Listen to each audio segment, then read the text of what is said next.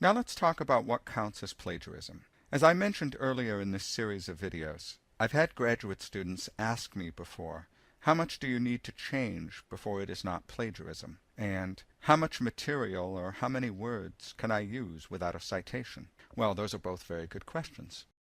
It turns out that there are no hard and fast rules regarding how many words in a row would count as plagiarism. So the answer to a graduate student who asks, how much material can I use without a citation is, well, it depends. Opinions differ, and this is where some of the difficulties lie, in the lack of consistent rules. According to Chekola and Shaw, Drum, and Hodges, anything 3 words or longer should be cited.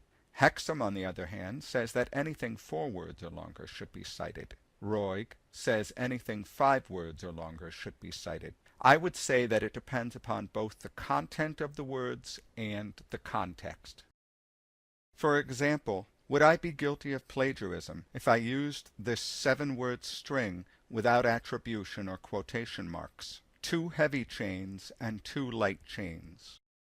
Well, as it turns out, this 7-word string gets used pretty commonly in scholarly journal articles that discuss the structure of a particular immunoglobulin molecule, not to mention some other molecules that have a similar structure. Sometimes it is attributed and sometimes it is not. It is almost never put in quotation marks from what I can tell. I would imagine that early on, in the first few years after this molecule's structure was discovered and published, researchers would routinely cite the various studies that were involved. Perhaps over time, this became less necessary as the structure became part of the common knowledge of researchers in this field. However, a good rule of thumb in this particular case would be to always cite a source for the concept, even if you do not need to put the 7 words in quotation marks.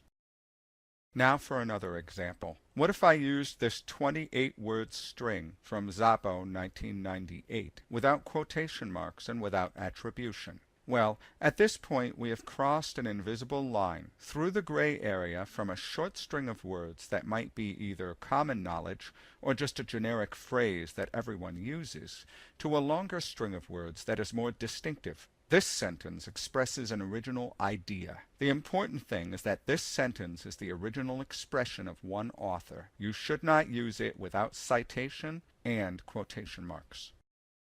However, what if I changed a couple of words, substituting synonyms for those words?